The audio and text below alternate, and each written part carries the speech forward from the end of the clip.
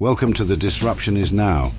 Join us on this enlightening journey as we explore how AI is impacting our jobs, careers, lives, and the human experience. Each episode, host Greg Matusky will converse with visionaries and innovators at the forefront of AI, diving into its challenges, opportunities, and impact. So buckle up as we venture into the heart of disruption, and together, let's unfold the future.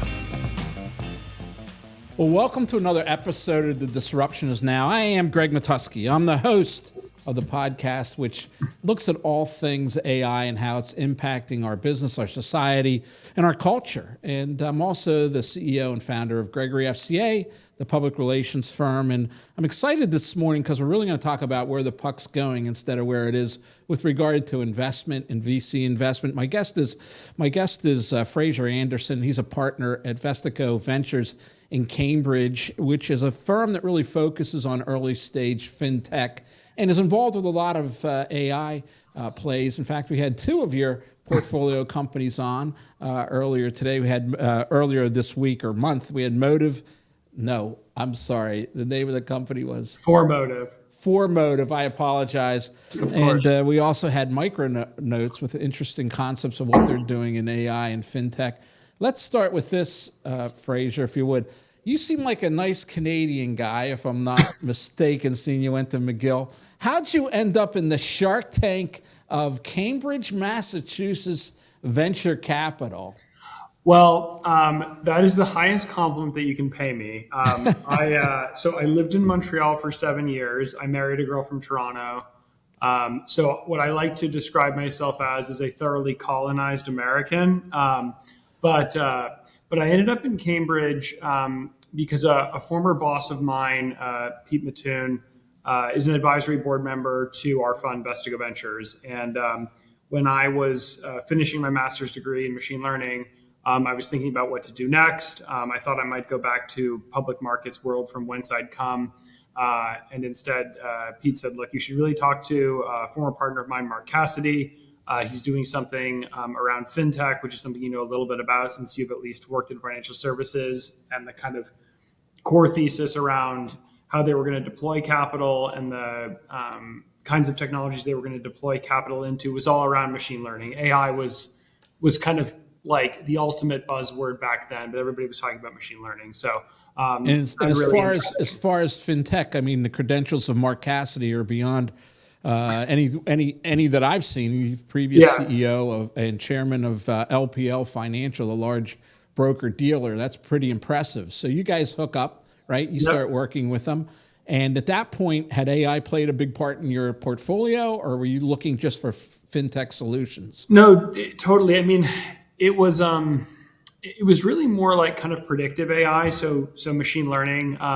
The things that always appealed to us, because Mark loves complexity and is like the ultimate complexity solver, were could we find really complicated, badly manicured, but large data sets within financial services that were being originated during some kind of a customer interaction? And could we find software solutions that were wrapped with, predictions based on machine learning to improve outcomes for customers? So that was always core to what we did. And we use machine learning to try and identify early stage opportunities. So that kind of predictive piece was always core to what we did every day and what we invested in. Obviously, can I tell you the first story that the first time I came across generative AI? I'm all about stories. That's my worldview. I'm a PR guy. So yeah.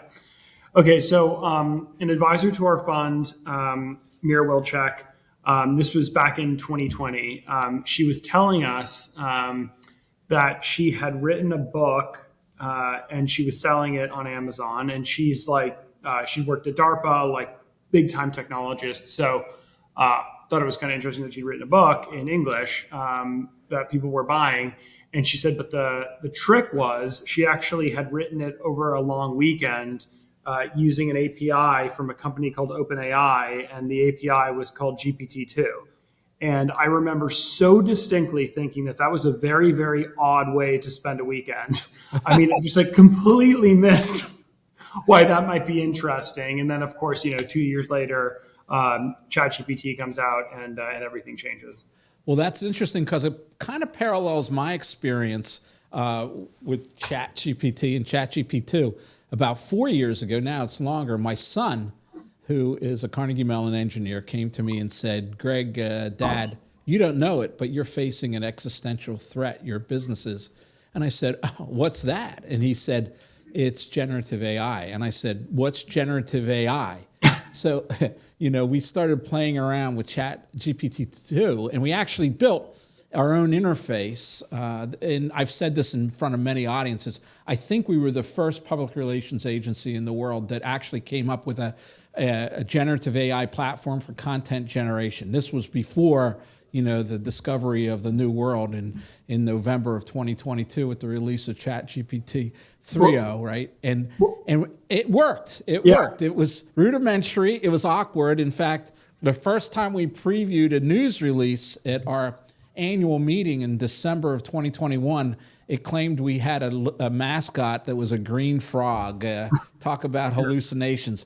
But even in that rudimentary world, we saw what it would do, and we started to create what we now know as prompts. We didn't call them prompts. We just called them as questions, I think we were looking at as we created this very templated approach to generative AI. And then ChatGPT was released, and it was as if a beam of light had opened from the clouds and God itself had shone on me, because this was the first time I ever saw a tool that could really help people become better communicators, like a calculator or maybe even a backhoe in construction or whatever.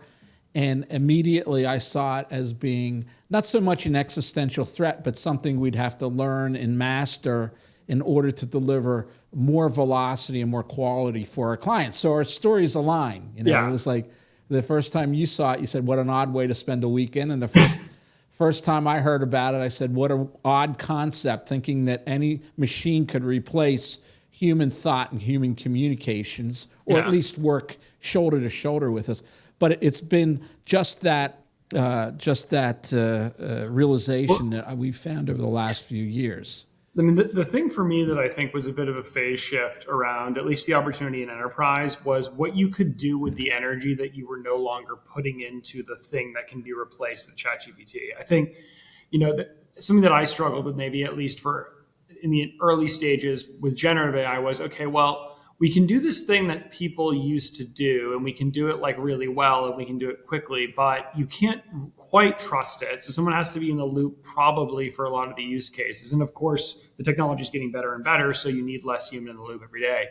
But it wasn't clear to me what the direct automation play was going to be. But I think for me, the thing that has changed is like, okay, well, if you can take humans out of so many workflows, if you can make engineers much more productive, if you can now underwrite, enterprise, whether it's code refactoring, legacy code migration, accelerate your cloud journey using code generation and self-testing, now you have some of your most valuable human capital within the organization, which is now free to focus on innovation. And now you can actually deliver innovative products through the distribution channels you already have. And that for me is kind of the flywheel that I think the enterprise will be shifting to over the course of the next kind of 6 to 12 months. Right now, at least what we're seeing is it's just like, where's the low hanging fruit? Where are the obvious automation use cases that we find? Well, I want to go into that, but I'll just go back to what you were talking about releasing people from what had been very tedious and very thoughtful exercises. And somebody told me, I forget who it was in a fintech tool for advisors. And, they were talking about how it is freeing up time and what they do. And some of the things that this organization was doing was really focusing on financial literacy to disadvantaged communities. Yeah. And he said, I don't know if we would have had that time available to us to really make a difference. But I think, with some of the AI tools and some of the abilities that we'll have more time to do good as we build our brand and we build goodwill in back of that. I'll give you another quick example. A former client of mine came to me, and he's been very successful, and he's reached a level in his life that he's really looking for bigger purposes in life. And he went back and got a theology degree from Villanova University. He has this concept. It's a very beautiful concept and a very important one that I think could seed communities with volunteer work. Let's leave it there. Yeah. And he would have come to me in the past and I would have had to have said, Bill, I love the idea, but it's going to cost you $35,000 of my time. And, I don't know if you want to invest that kind of thing. And I can tell the whole story, but it's going to really take a lot of thought work. I'm going to get some of my people involved. Let me give you an RFP. We would have gone through an RFP. He would have shopped it to other firms. Yeah. And instead, I said, let me write your vision and mission and your reason for being. Let me do that for you for free. And you come in for 3 hours and I'll interview you with my director of editorial and we'll go to work on that. So we did. And we took the transcript and we really played with ChatGPT and we reduced, and this is not an exaggeration. I think it's something that would have taken 60 hours into 10 hours, right, in total. But think of the good that I can do with that now, that I can be a part of an organization that's really focused on community building that I never would have had the opportunity to do. And I'm still being productive in my work environment. It's not as if I'm ignoring that or not giving clients attention. It's that it releases you from so many things that are brain numbing. And it really goes back to always going to generative AI first. I say this around my office first. When you have a quandary, when you have something that's taxing you or you don't know exactly how to approach it, or you go to bed thinking about it, or it comes late in the day and it's not right, go to generative AI and see if you can't find solutions. So I agree with you on that. I want to go forward here. And you said you concluded your last remark by talking about, innovation. And this is something that I'm intrigued of with VC and private equity is that it's moving so fast.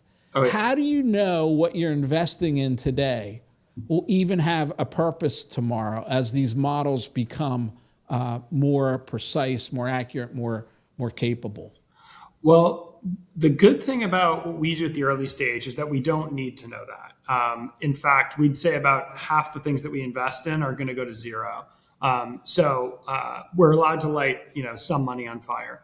But I think the things that we tend to look for as commonalities, at least where we sit, is if we look at, let's say, the kind of like foundational model companies, there are an enormous number of them. People used to say that, building silicon was the game of kings.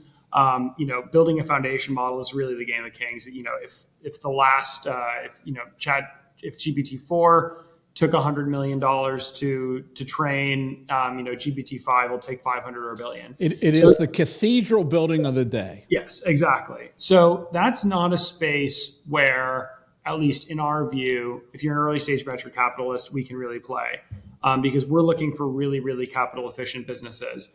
I think most things that today look like traditional software are going to be really, really hard to be defensible. There is a notion, I don't know if this has kind of come across your desk yet, but it's called just-in-time software.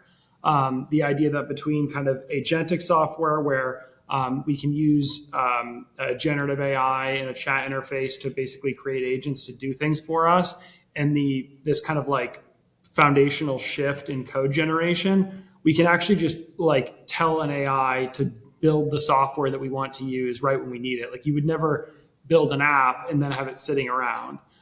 So just-in-time software, I think, makes a lot of traditional application companies extremely vulnerable. So for us, it's really leveraging the existing infrastructure, that this kind of well of innovation we can draw on, and then finding very, very specific workflows that one, need to be really, really correct and are subject to hallucination so that like you can get a human in the loop, creating business value, but in a very like optimized way from a workflow perspective, and then sitting in that data flow so that as you put more and more information through a process, the AI is hallucinating less and less, and just producing better output. I would imagine that compliance provides a bit of a moat too under that paradigm, right? Yes. No, I mean, I think especially when you're dealing with a financial services enterprise where the consequences of getting something wrong are so high. I think trust ends up being really important. And I think once you're delivering the service at some ratio to what it used to cost, whether that's 20%, 10%, you're probably going to be pretty locked in, because I think, hopefully we're backing the right teams that are able to get folks to take a bet on them and kind of cross the chasm as a customer. But you don't really want to go through that journey again. So I think for us, like the more vertical specific, as you said, the better things are going to be.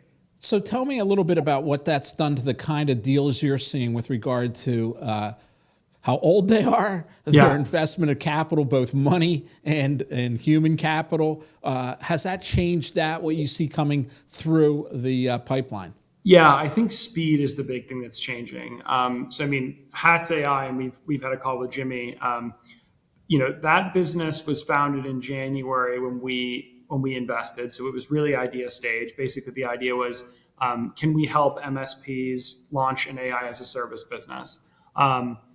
They hired their first engineer in like March. So it was really just Jimmy using a code generator to get the product off the ground, a few developers in South America. And now we probably have 8 FTEs. But we had a product in market that we were selling in April. I mean, we're talking about like 4 months. So explain that product real fast, just because it is a very interesting model that he... Yeah. So, the channel is one of the more interesting components here. So MSPs, managed service providers, these are basically your outsourced IT shops. These are the folks that if you're a small business, they probably set up your internet, they sell you a laptop, they manage your cybersecurity software. So they're used to selling other people's products and really working closely with their customers. And very commoditized. Yes. The service is very commoditized. The relationship tends to be really important because you do trust these people with basically your entire IT infrastructure. These folks are getting hit up all the time to provide AI solutions to their customers, and we're providing a platform that helps them do that. So the product really has kind of 3 facets. One is a kind of a chat function. It's very similar to ChatGPT, but on the back end, we allow the customer to choose whatever model they want. We also believe that people will develop a preference for different models for different use cases, and of course, as these companies all need to make money eventually, the cost for the different size models is going to change quite a lot. So that's one important thing. I think most people also have an intuition that they don't want to be too locked into one platform for too long. The second piece is the application builder, which is basically, I think, a little bit of like a productized version of what you've been doing for a while, Greg, which is, all right, how do we tie a bunch of prompts together to generate a workflow? And how do we do that in a really simple, low code, no code way? And then the third piece... And we're really not there yet. I try to do that with ChatGPT 4, but tying prompts together, I still have to break it down in my own mind and come at it again and again to get what I want. But go ahead. Sorry, I interrupted you. And then the third piece, which is, it almost feels a little left field, but we just had to build it because it was so interesting, is a voice assistant. So, anyone can have their own AI assistant who answers the phone. She's got a wonderful voice. Her name is Adele. And very, very lifelike. These phone agents are pretty uncanny already. So that's kind of the third piece. And so if you're a small business owner, build workflows, empower your workforce with chat and make sure they're doing it in a secure way. And then, bring on a voice assistant, your kind of AI bot. So he came to you with how many people? Himself and the co-founder, who is a friend of mine who had a network in the MSP world. He had an engineer that he wanted to poach. He had like a development team in Venezuela that he knew he could get them to do some good development work for. But basically, the idea just jumped off the page for me as being so obviously a good one, because the channel sale is great and it was a real need. Because distribution, I think, was always going to be a challenge for the long tail of small businesses with generative AI.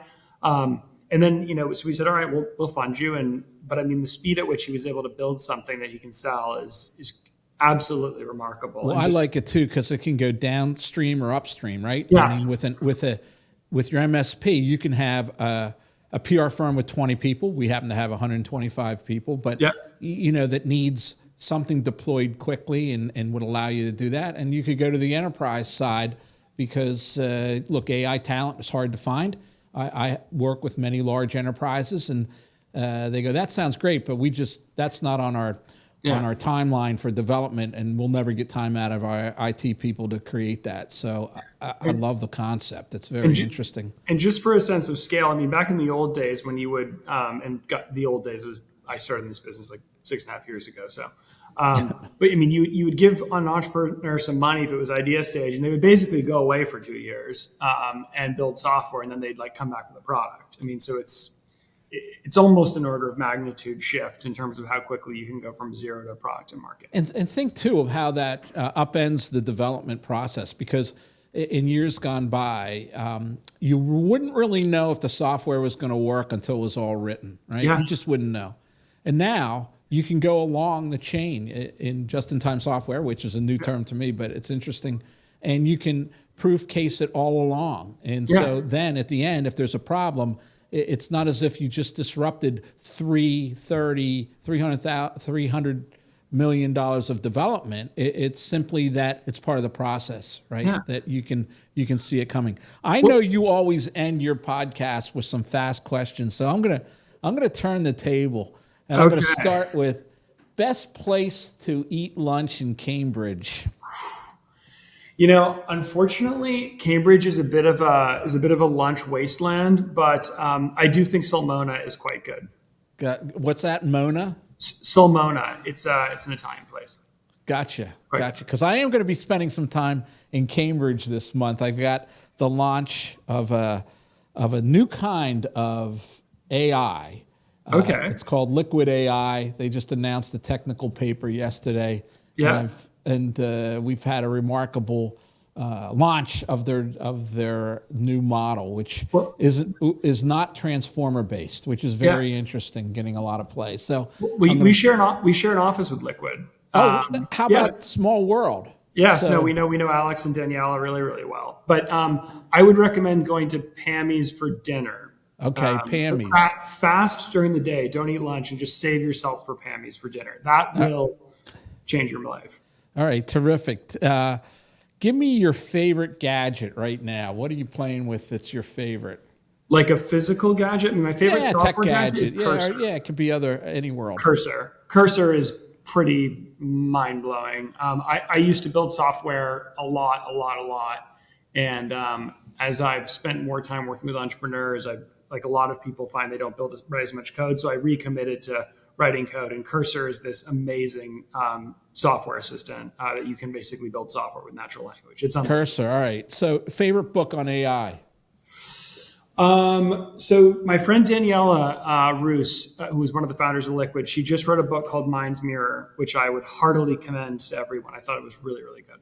Yeah, she's a unique person in that she knows the technology deeply, but she has the charisma of somebody you'd want to talk to at a cocktail party. So she is a very unique person.